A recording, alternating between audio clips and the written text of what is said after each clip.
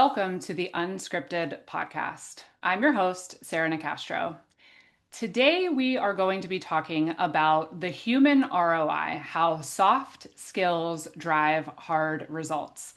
I'm excited to welcome back to the podcast after nearly 7 years, Josh Zolan, who is the CEO of Windy City Equipment, author of the book Blue is the New White, and much, much more. Josh, welcome back. Sarah, thanks so much for having me. I cannot believe it has been 7 years. Yes, it is wild. It does not feel that long ago, yet it feels like a lifetime ago all at the same time. It's kind of like having children that grow and you're like, wait, what happened? The days are long, but the years are short, as they say. That's it. So, we're going to talk today about soft skills, and I'm really excited for that conversation. But before we get into that, since it has been so long since you were on the podcast and you've been up to a whole lot, you had just written your book then, and you've had a whole lot going on since. So tell everyone a bit about yourself, okay? Because there may be people that weren't here 7 years ago, and they might not know you. So give them a bit of info. Okay. Well, I'll give you the elevator pitch. So I did not start out in the skilled trades in the field service space. I started out as a stuntman in Hollywood. I'm not going to go too deep into that chapter of my life, but I will say that what I extracted from that chapter of my life was how to perform under pressure. And that carried into my career in the skilled trades, which I joined my dad in back in 2008 as a field service technician when I got tired of getting my ass kicked all the time. Hmm. And so when I got into the space of skilled trades, I was fixing ovens, fryers, stoves, kitchen equipment. So I spent about 10 years in the field actually doing this before I was able to kind of elevate from there. But before I elevated, I had a almost an epiphany. After I started doing it, I started to understand and realize the opportunity that existed in it and the benefits that came along with it and how lucrative it could be. Hmm. Although I was not making that type of money yet, Hmm. I definitely saw my counterparts in the industry making, incredible amounts of money, very lucrative, right? And I was dumbfounded that this was kind of foreign to me and that I had never heard this before. And I was always taught to take the white collar path, or in my case, be a stuntman, right? Hmm. But the narrative has always been go to school, uh, get good grades, go to college, graduate, get a good job, and that's how you build safety and security in your life. And so once I realized, this wasn't really shared with the world, I felt it an obligation of mine to create a resource for people. So that's when I wrote the book back in 2019 to kind of help people understand all of these benefits that exist in the skilled trades as a whole, right? Hmm. And how lucrative they could be, and just kind of debunk a lot of the societal misperceptions that we've had about working in these industries. Hmm. Meanwhile, I kind of got my arms around the business with my dad, and I was able to scale that in the meantime, to operate in several different states. We landed on the Inc. 5000 list, fastest growing companies in America for 3 years in a row. I don't even think that was the case the last time I talked to you. I think we were on Inc. 5000 award number one. Hmm. So since then, two more.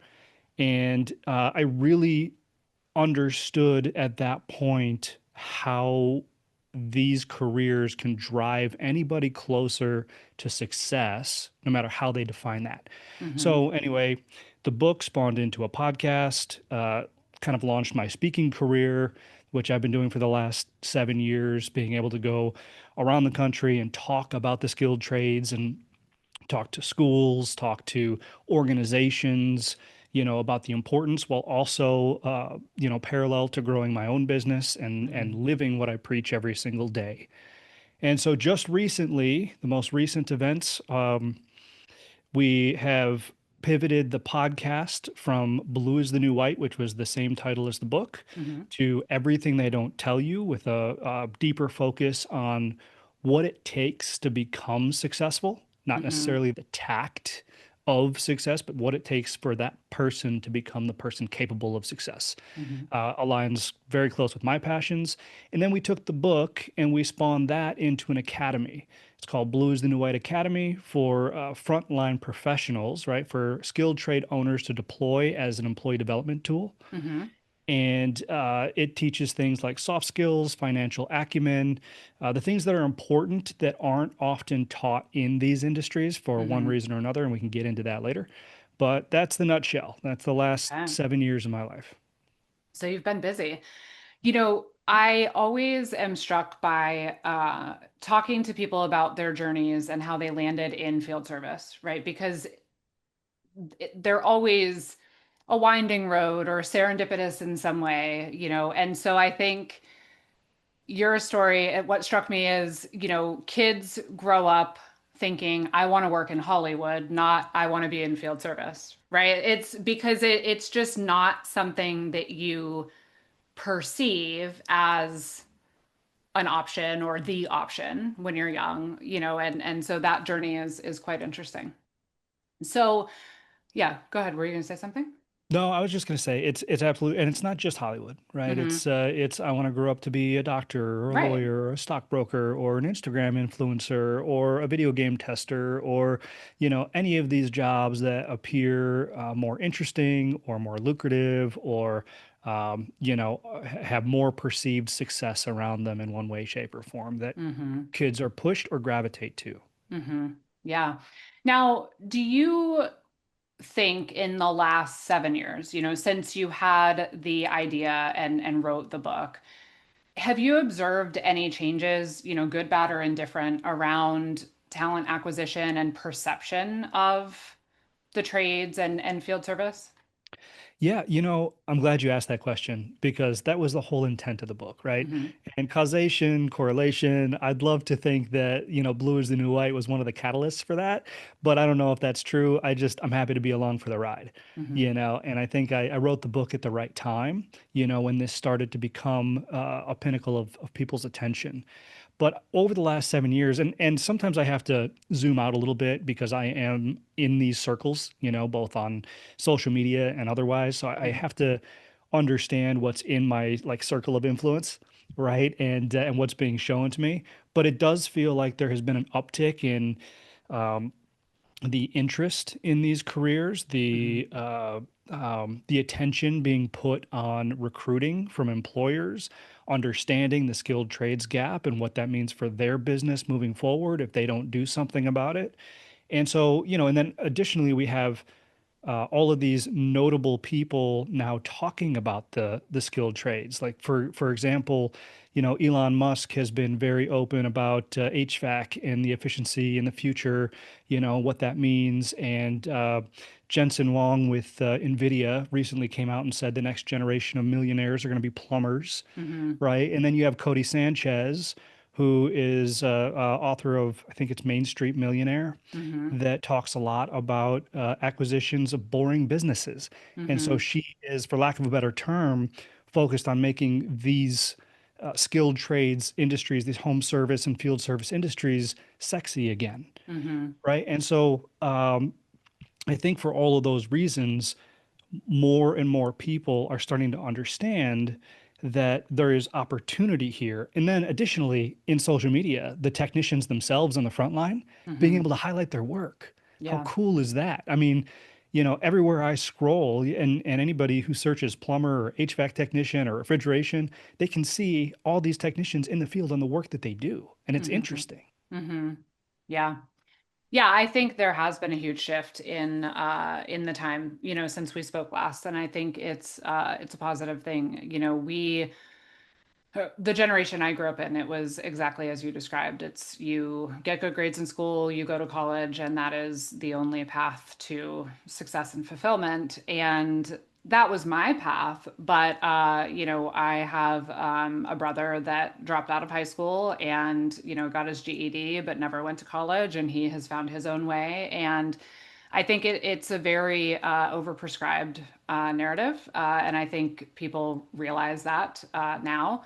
And it doesn't mean that it isn't the right path for a lot of folks, but there's a ton of opportunity outside of that, from actually doing the hands-on work of being a field technician to being an entrepreneur to, like you said, the social media side of things. Like there's many angles to all of this that it's great that people are exploring more and are more open to. So on to soft skills, the conversation for the day. I think this is a really interesting topic. And we spoke a little bit about that before we started recording. But, you know, to start, what do you feel are the most important soft skills at the leadership level and at the front line, if they're different, and why? Yeah, so I think we should start by defining soft skills, Mm-hmm. right? Because there's still this kind of, I don't want to call it a misunderstanding, but there's a blurry line between character and soft skills. Mm-hmm. So I define soft skills as transferable, right? Learnable, transferable, personal attributes. These are things like communication, conflict resolution, personal responsibility, problem solving. Um, Even leadership can be grouped into there. Really, how I define it is the proper execution of all of those soft skills equals practical leadership. And we can get Mm-hmm. into that in a minute.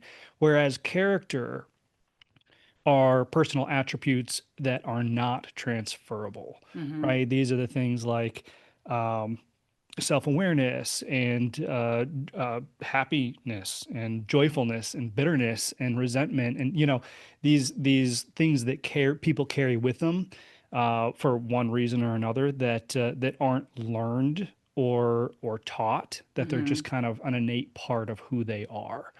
So, for the purpose of the conversation, we'll use that differentiating factor as soft skills can be transferable and character is not transferable. Mm-hmm. Um, your question was, what's the most important soft Mm-hmm. skills that we can have? I don't think that there's a difference between the soft skills that the frontline deploys compared to what leadership deploys. And here's why. Because at the end of the day, everybody is a leader, Mm-hmm. right? And whether you're leading yourself or people at work or your family or your frog or whatever it is, you're a leader in one way, shape, or form. Because at the end of the day, leadership is nothing but influence. Mm-hmm. And so I think some of the most important factors for some of the important soft skills that exist out there are communication, Mm-hmm. right? Being able to articulate yourself and your thoughts and move people toward understanding. I work from a rule. It is not somebody else's job to understand me. It's my job to make sure that they do. Mm-hmm.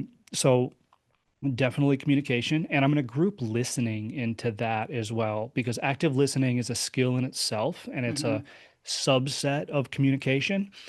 And here's how I kind of decipher it when I talk to my team, right? Communication is being able to command a room, listening is being able to control a conversation. Mm-hmm. Right. And so, the quote is, and I don't know where I got this from, is the one that's talking is usually not the one that's controlling the conversation. Mm-hmm. Is the one that is listening and asking questions, Mm-hmm. and we can kind of get into the importance of that in a bit too. But then above and beyond that, you've got empathy, you've got responsibility, personal responsibility. I think those are imperative in this space. Mm-hmm. And different generations do these skills different to different levels, right? They Mm-hmm. both have abilities that are. It's kind of fun to see, how baby boomers, Gen X's act towards some of these soft skills and what they're proficient in compared to what Gen Z and millennials are proficient in, and those strengths and weaknesses. It's quite interesting. Mm-hmm.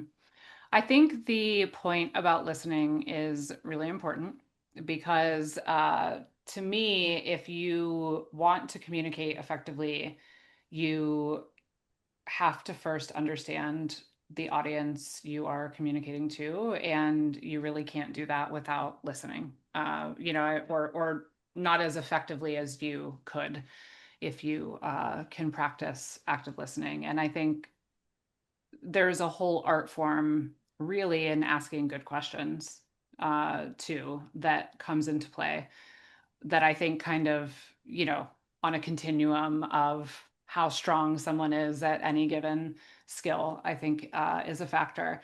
So, you already have answered my next question, but I want to talk about it a little bit more, which is to what extent do you feel soft skills can be taught? So you already said they can. Yeah. I've heard actually just had a conversation earlier this week with a gentleman who has come into a business that at all levels is really strongly rooted in technical skill. Mm.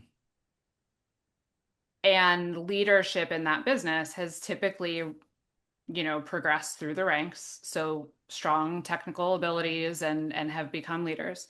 And he was brought in from outside the business particularly for his soft skills. And so we had an interesting conversation around how much of this can be taught.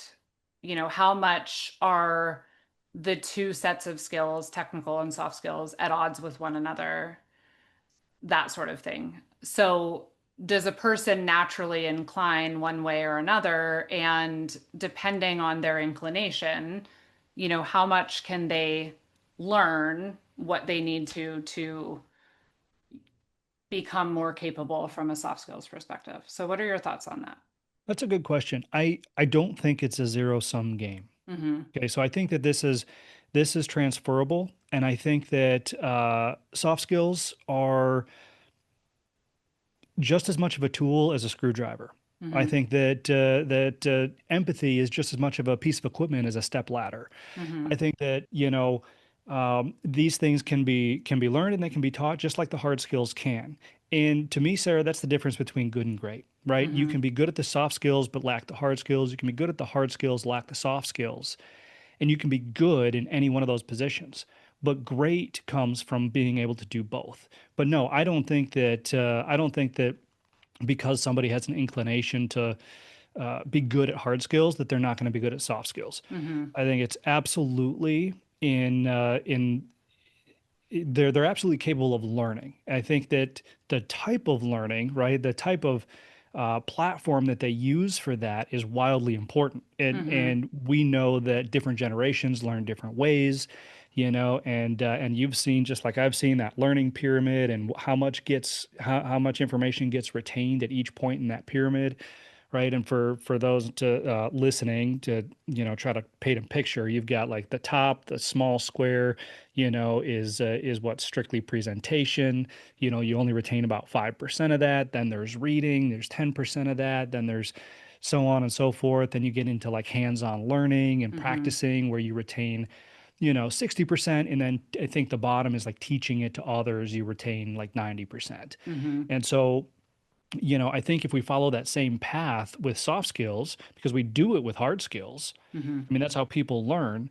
The problem here is I think that most people don't learn soft skills, or I should frame it like this. Most people aren't taught soft skills unless they're being considered for a management or leadership position. Mm-hmm. That's when they begin to learn, because otherwise it's just this assumed thing like, oh, they have it or they don't. Maybe this is what I mean when I say I think people confuse it with character, Mm-hmm. right? Because you can look at somebody's lack of soft skills and say, well, they have bad character, and then they kind of have this story in their head already of, well, you can't teach that. And my dad used to walk into the office all the time and say that, and say, hey, this person has the greatest hard skills in the world, right? His technical skills are off the charts, but man, if you could only teach character. And Mm-hmm. that's when I kind of was like, well, I mean, what if we could? Mm-hmm. What if we could? What if every employee could be your best employee? Because they can. It's just a Mm-hmm. matter of how much time and effort is being put into that. I'd be curious to know more about the conversation that you had, with the gentleman that was brought in because of it. Mm-hmm. And I think a startling statistic out there that the audience would be interested in is there was a study done by Harvard, Boston University, and the University of Michigan that found that the ROI on teaching soft skills was somewhere around 250%. Mm-hmm. So of whatever you invested in teaching soft skills, you can really reasonably expect a 250% return. I will Mm-hmm. do that deal all day long in my Yeah. organization. I think another perception that exists, at least that I've heard, is that if you just think about a field technician, that they don't want to learn soft skills, right?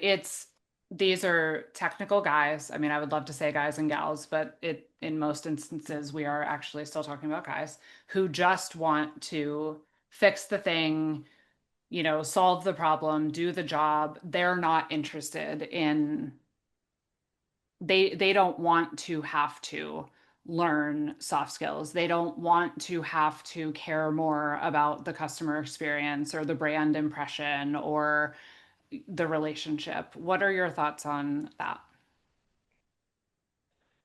My thoughts are that they're not being told or shown why that's important. Mm-hmm. Because if they're saying that I don't want to or I shouldn't have to do this if I know how to fix something really good. It just shows a lack of understanding for what it can do for them and their career and their success, Mm-hmm. right? And it was a LinkedIn survey, I think, one of those big giant ones with millions of responses, right? That 57% of employers said that soft skills were more important than hard skills. But Mm-hmm. is that ever communicated to the front line? Is that ever communicated to the people? Yeah. If they're not being considered for management or leadership? Not usually. So, of course, those Mm-hmm. people are left to their own capacities and thinking, what's it going to do for me?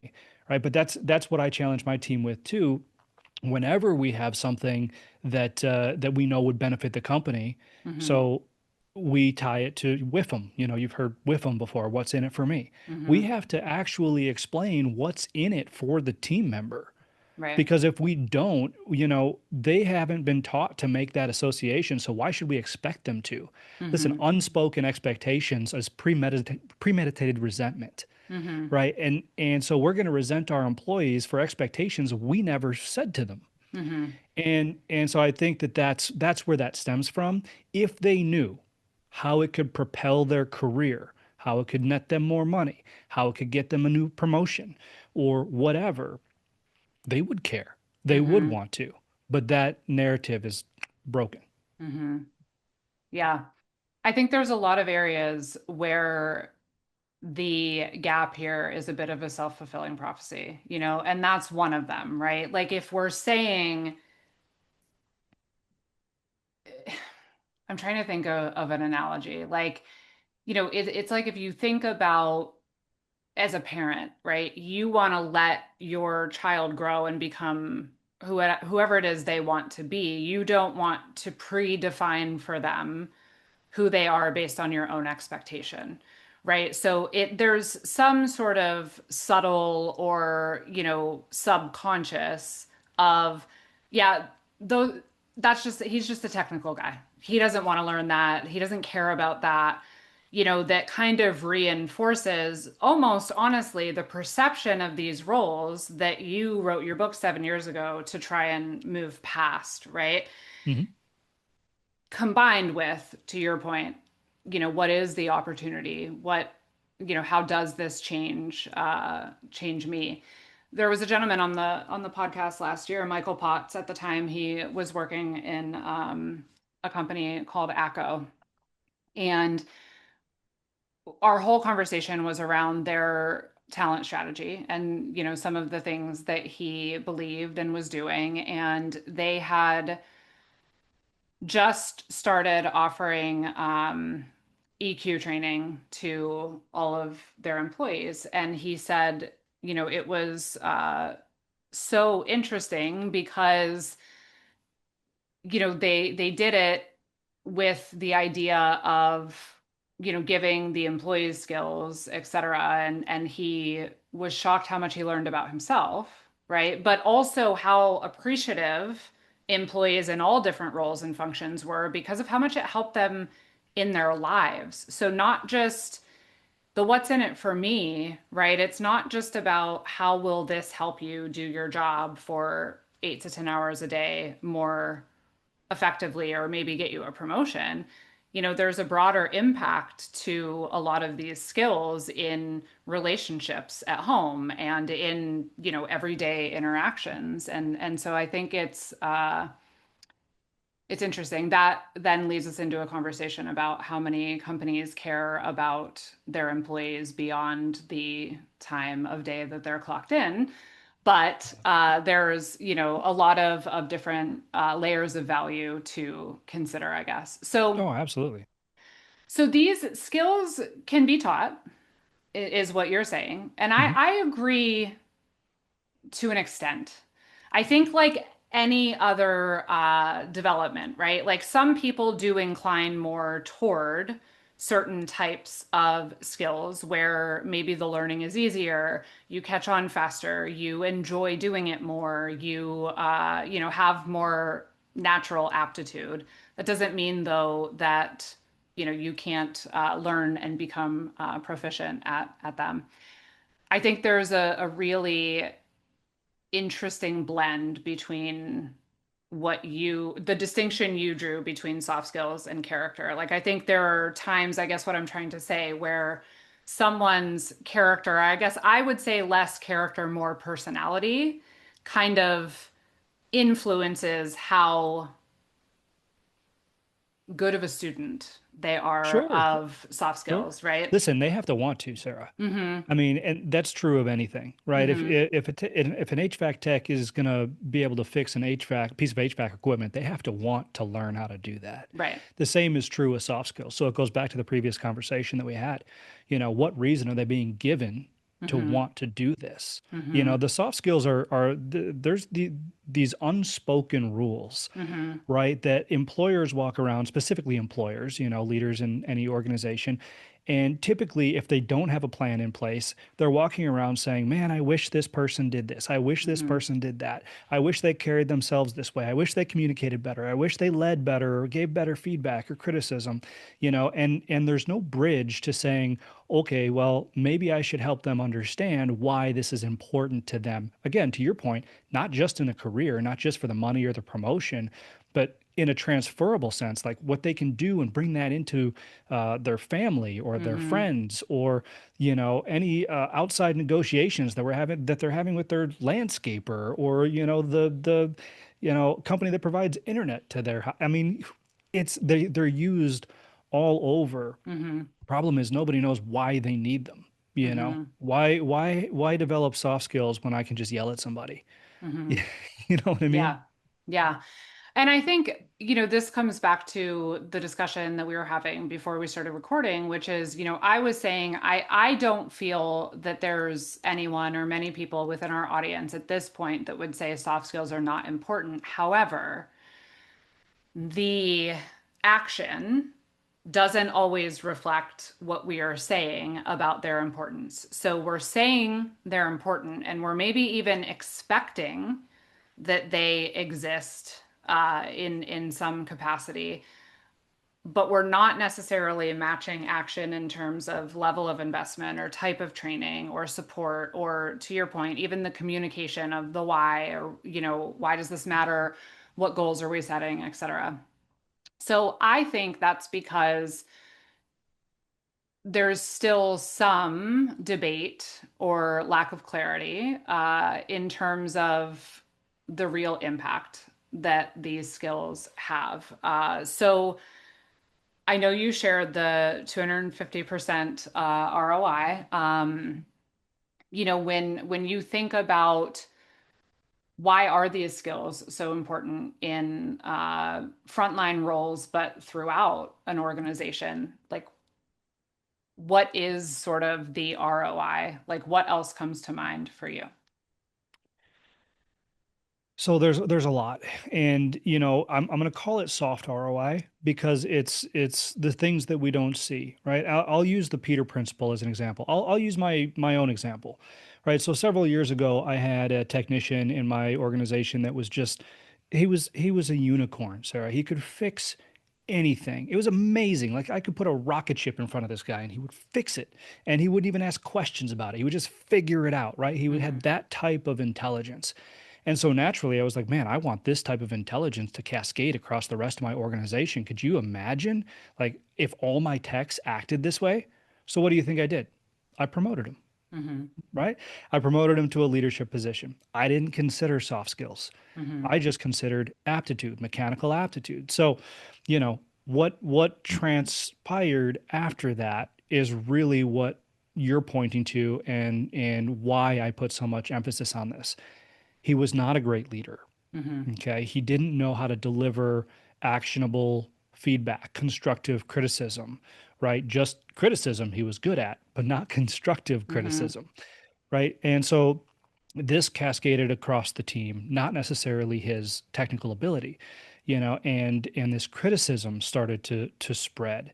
But then he was a terrible communicator as well. So what happens when you have bad communication? Callbacks happen.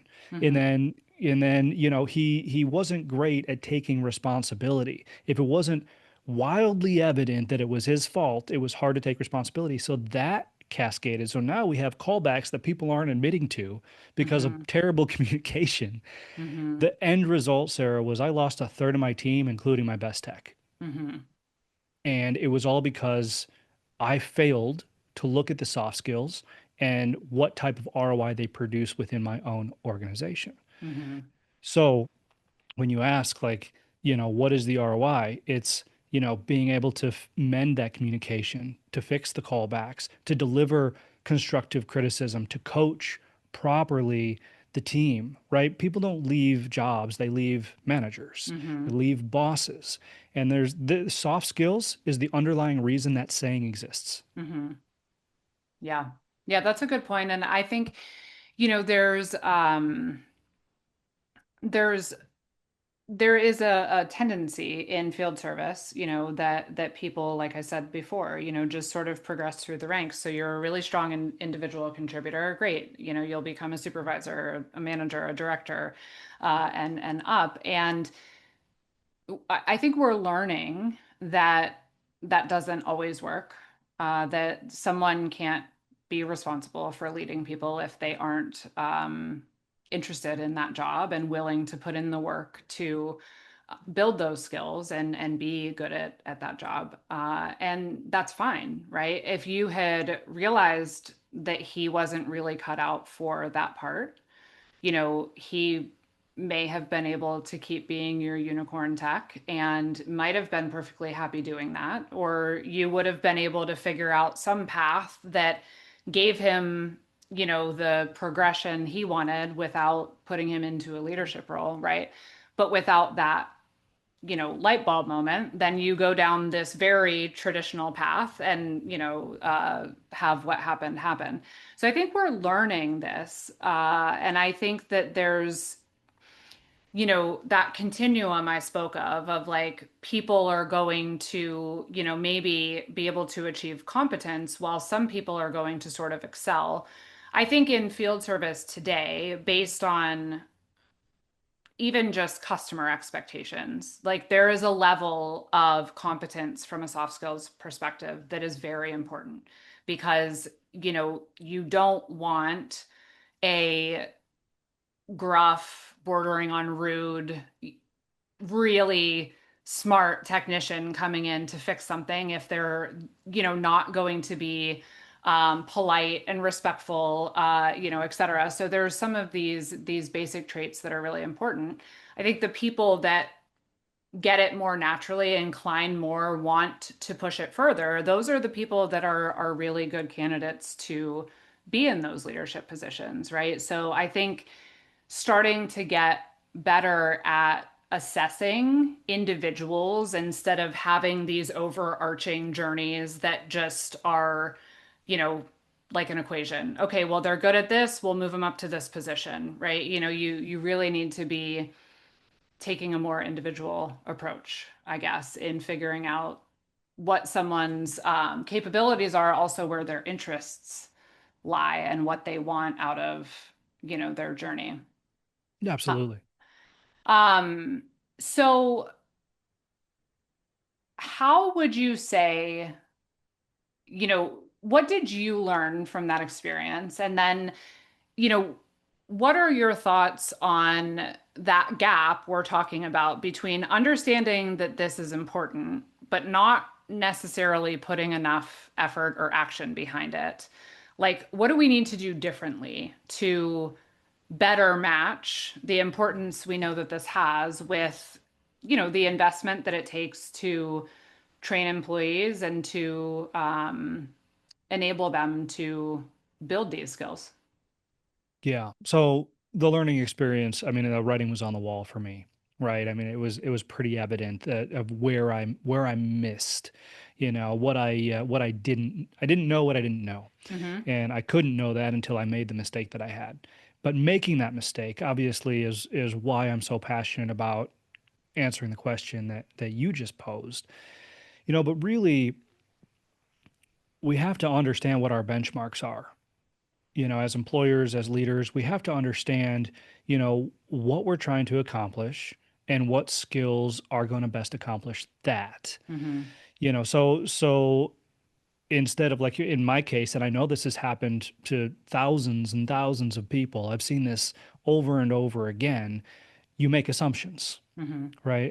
And because you're good at fixing something, it means that if I give you influence, like you didn't have it anyway, right? If I give you influence, that is going to be the one skill that transfers to everybody. Mm-hmm. So I think that the answer lies in assessments, questions, um, true understanding of who somebody is before you give them that type of power, Mm-hmm. right? And so there's two elements to soft skills. There's the learning of the soft skills or the teaching of the soft skills, depending on what side of the aisle you're on, which is one thing. And then there's Mm-hmm. the proper execution of the soft skills. Like I can inherently know how to communicate something and then completely fumble my words. Mm-hmm. I can know how to resolve conflict and fall on my face when I try, right? So there's the education and then there's the practice. Mm-hmm. The hard part about this, Sarah, is practicing soft skills is tough because just like when you practice to ride a skateboard, you're going to fall on your face a couple of times. Mm-hmm. Same thing's going to happen when you're learning soft skills. Problem is there's usually somebody on the other end of that. Mm-hmm.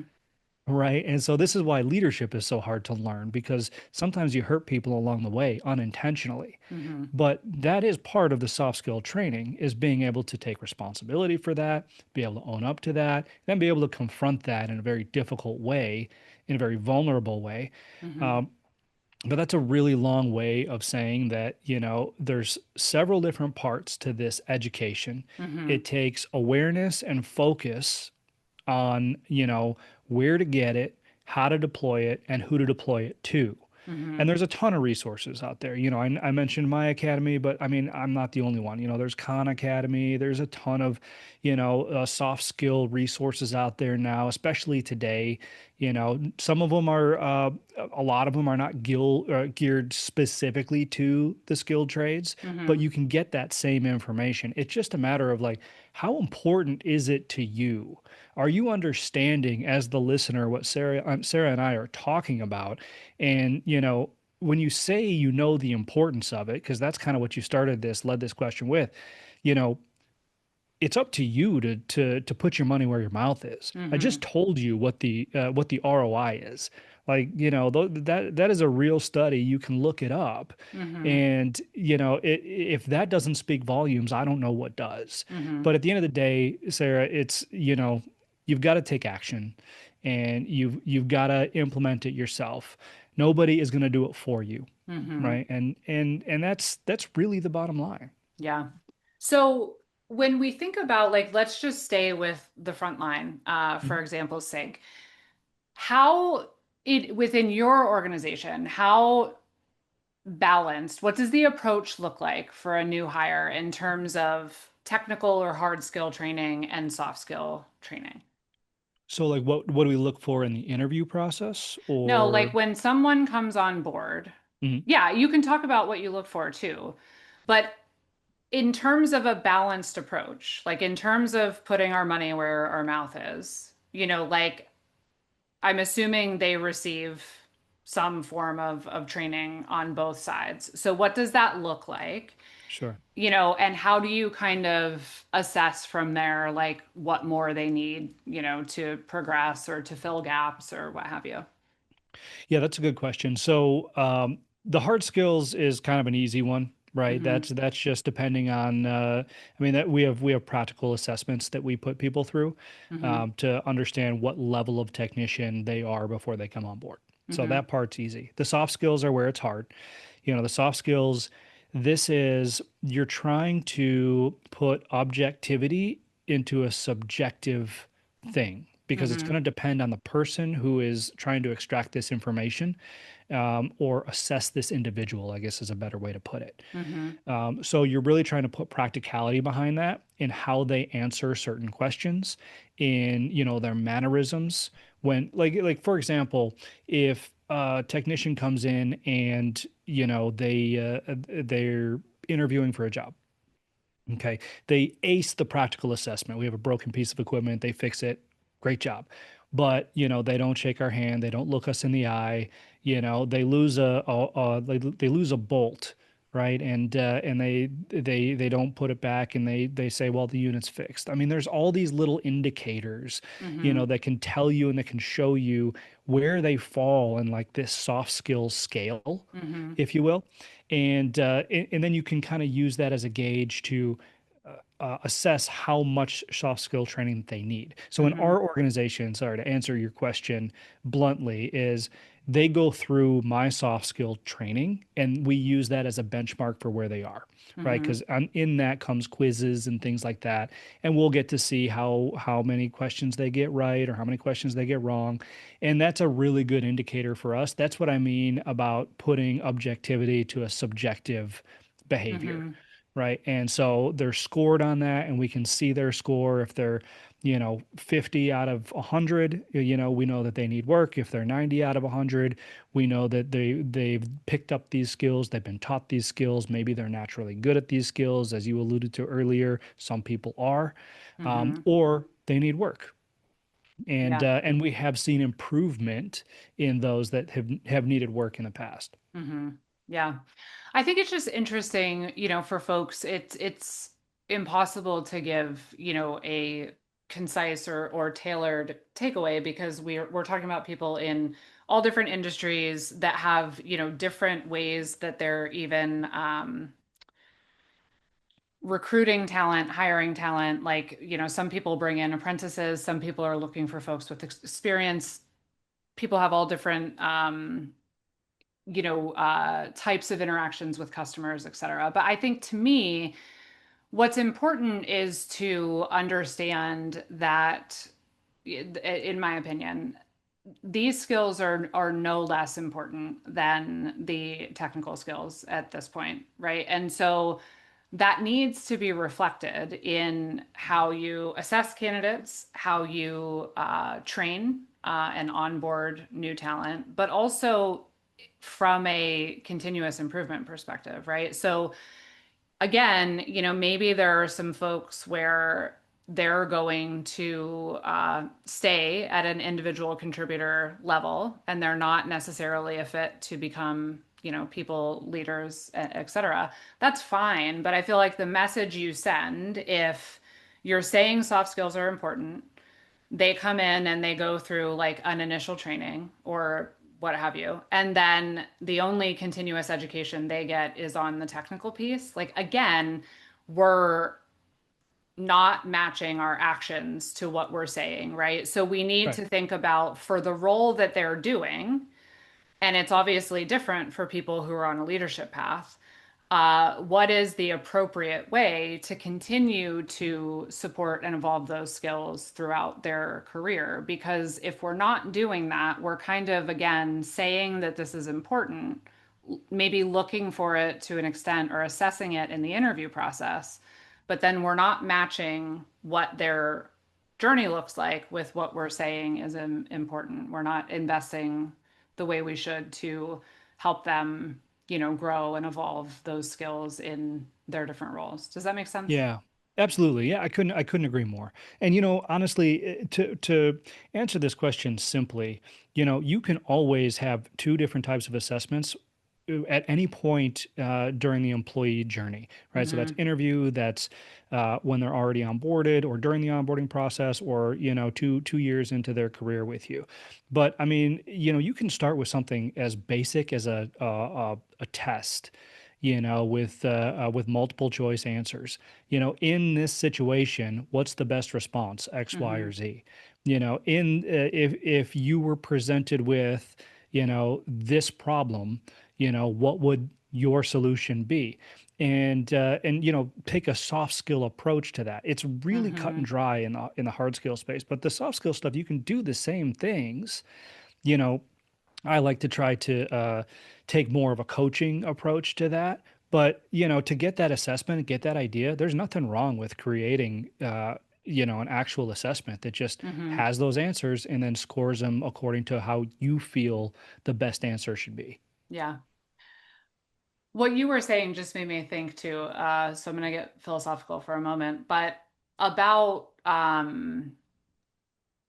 what happens when there's incongruence within the organization, right? So what happens when we have these assessments or these training courses, but we have leaders responsible for these employees who don't themselves have these skills, right? So again, I only say that because I think it's really important if you believe this matters, and you should, to think about where those opportunities are in the employee journey that are sending a different message, right? So Hmm. whether you're defining what you think their interests or capabilities are, or whether you're, saying this is important, but they get 1 hour training when they join the company and then they never hear about soft skills again, or you have this great ongoing training process, but their leader is horrible at communication or doesn't listen to a thing they say, right? Like there's all of these different ways that the reality cannot match, the The intent. words or even the intent, right? Yeah. So I think it's really important to be aware of that. Oh, it's so important to be aware of yes, absolutely. I have the term I use with my team all the time. It's you get what you tolerate. Mm-hmm.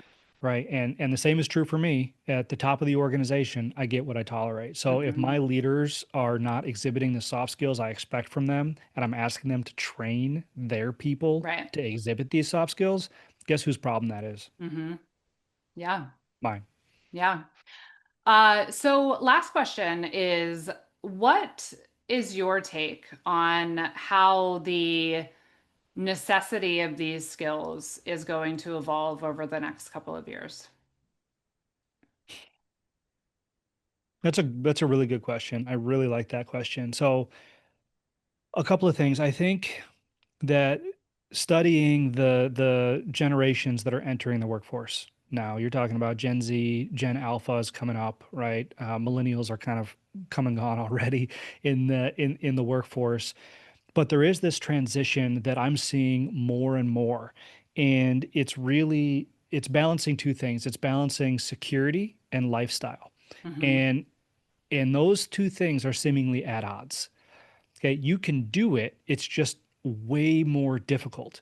And what I said before about the soft skills being the difference between good and great, Hmm.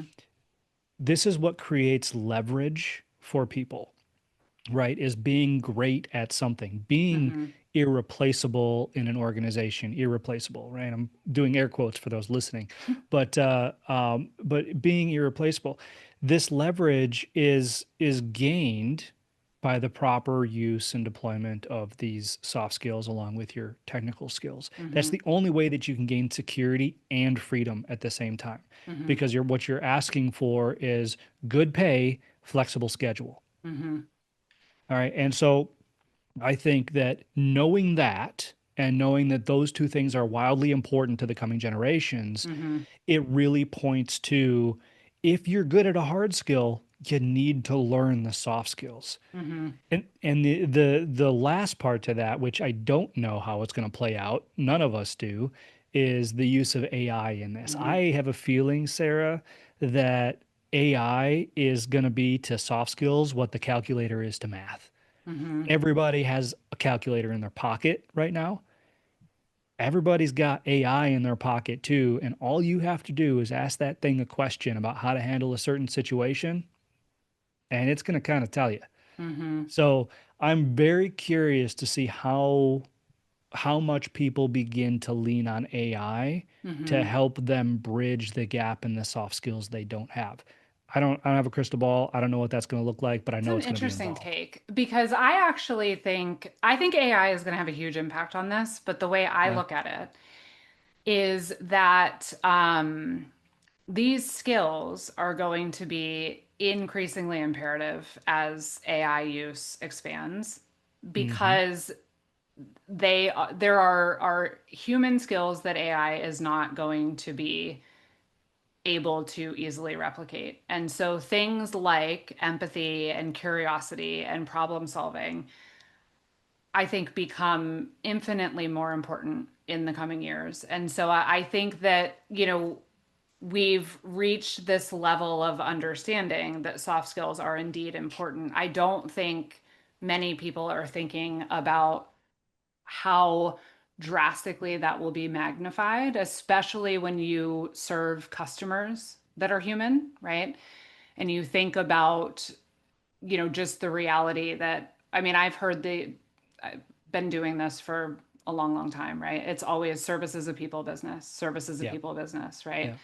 And so I think those traits, those, levers of connection that make that statement true are what is going to continue to underpin the value of what service businesses are providing to customers. That's what I believe. So I think it's going to become so, so much more important, which is all the more reason that leaders need to be, putting their money where their mouth is and understanding, not just what does strong soft skills look like applied in our roles today, but how are those roles changing and where in the employee customer interaction in 3 or 5 years time are we going to need a lot more soft skills and how do we get there, right? Hmm. I think it's going to be really interesting. It sure will. I'm excited to see how it unfolds. Yeah, me too. Josh, thank you so much for coming on. Again, I cannot believe it's been 7 years. That is wild. But I really appreciate you joining and getting us up to speed on everything that you've been up to. And I think it's, a very positive sentiment that we discussed at the beginning about the progression of, more understanding, more representation, more awareness of the opportunity that exists in services and in the trades. So I think that's really cool. And yeah, I'm really thankful for you coming on and sharing some perspective and all of the things you mentioned at the beginning, the book, the podcast, what they don't tell you, right? Everything they don't tell you. Everything they don't tell you, which I love Yeah. the title of. And the Academy. I think everything exists at joshzolan.com, right? Yes, it So does. if anyone wants to learn more, listen to the pod, check out the book or the Academy, head on over to joshzolan.com. Awesome. Well, Sarah, I really do appreciate you having me on the show again after Absolutely. 7 years. Maybe in another 7 years we can do this again. We And don't have to wait that long. no, thank you so much for the discussion. And I implore anybody out there who has any questions, or if I can elaborate on something further, clarify anything that I said, just reach out to me, joshnolan.com. Perfect. Appreciate it, Josh. Thank you so much. You can find more by visiting the home of Unscripted at futureoffieldservice.com. The podcast is published in partnership with IFS. You can learn more at ifs.com. As always, thank you for listening.